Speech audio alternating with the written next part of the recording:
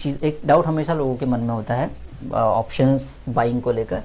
कि यार सर ऐसा होता है कि जैसे मान लीजिए कि एक निफ्टी मैंने 100 रुपये का प्रीमियम बाय किया है, इसका डेल्टा 0.5 है, तो जब ये भागता है मार्केट में 100 रुपये का मूवमेंट आएगा तो प्रीमियम 150 हो जाएगा, है ना, सिंपल सी बात है। लेकिन जब गिरता है मार्केट तो ये ज़्यादा तेज़ी से गिरता है, उसके दो रीज़न है, जबकि उसको कम तेज़ी से गिरना चाहिए। उसका क्यों? क्योंकि अगर मार्केट, ये प्रीमियम एट द मनी है अभी 0.5 का डेल्टा, अगर मार्केट, ये कॉल है ठीक है, तो मार्केट अगर गिर रही है तो कॉल ऑप्शन को भी गिरना चाहिए, ये बेसिक कॉन्सेप्ट है, इसमें तो कोई डाउट नहीं है ना भाई, ऐसा ही होगा। अब जब मार्केट नीचे गिरेगा तो ये प्रीमियम ओटीएम होती चली जाएगी, इसको ऑप्शन चेन ऐसे बना लो आप, ठीक है। और यहाँ पर आपने 100 रुपये पे ये प्रीमियम को बाय किया हुआ है, और मार्केट क्या की, मार्केट इस साइड बढ़ती है, इस साइड गिरती है, ऑप्शन चेन उल्टी चलती है, तो क्या है मार्केट नीचे नीचे चली गई तो ये जो एटीएम है, ये एटीएम इधर शिफ्ट होते चले जाएगा, तो ये प्रीमियम ऐसा दूर दूर होते चले जाएगा, दूर दूर होगा तो इसका डेल्टा 0.5 से 4, 3, 2 और बीच में डेसिमल भी आएंगे, तो भाई घटता जाएगा, तो प्रीमियम को उतना नहीं गिरना चाहिए। अब क्या होता है, अगर आप ऑप्शन ट्रेडिंग को बेहतरीन तरीके से समझते हैं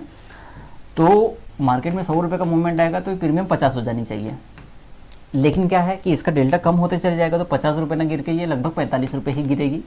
ऑन एवरेज, ज़्यादा दिमाग मत लगाओ, माफ़ कीजिए, हाँ 45 रुपये ही गिरेगी, तो ये प्रीमियम का भाव हो जाएगा 55 रुपये अगर मार्केट 100 रुपये गिर जाती है। तो अगर 2600 से मार्केट 26,000 तक आ जाती है तो ये प्रीमियम 100 से 50 ना होकर 100 से 55 हो जाएगी, क्योंकि डेल्टा बाद में कम होते चले जाएगा ना, तो वो कम स्पीड से गिरेगा। लेकिन मेरे भाई अगर आप ओटीएम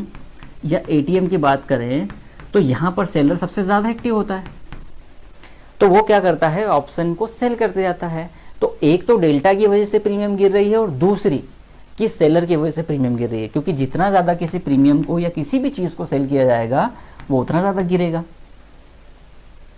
इसलिए वो प्रीमियम तेजी से गिरता है। तो अब वो 45 पॉइंट ना गिर के 60-70 पॉइंट तक गिरता है, क्योंकि अब सेलिंग का प्रेशर भी है, सिर्फ डेल्टा मैटर नहीं कर रहा है वहाँ पे। इसलिए जब मार्केट ऑल टाइम हाई पर हो, डे हाई पर हो, 52 वीक के हाई पे हो, एक महीने के हाई पे हो, या इसी तरीके से लो पर भी हो, तो मार्केट में वो प्रीमियम जो ऑल टाइम हाई का एटीएम है या ऑल टाइम हाई के आसपास का ओटीएम है या डे हाई के आसपास ओटीएम है या 1 घंटे, या वैसे 1 घंटा तो नहीं बोलना चाहिए, रेजिस्टेंस बोल लीजिए, रेजिस्टेंस या सपोर्ट के पास हो एटीएम का प्रीमियम, तो उसको गलती से भी उसको बाय मत कर लेना अपोजिट डायरेक्शन में। इसको और समझा।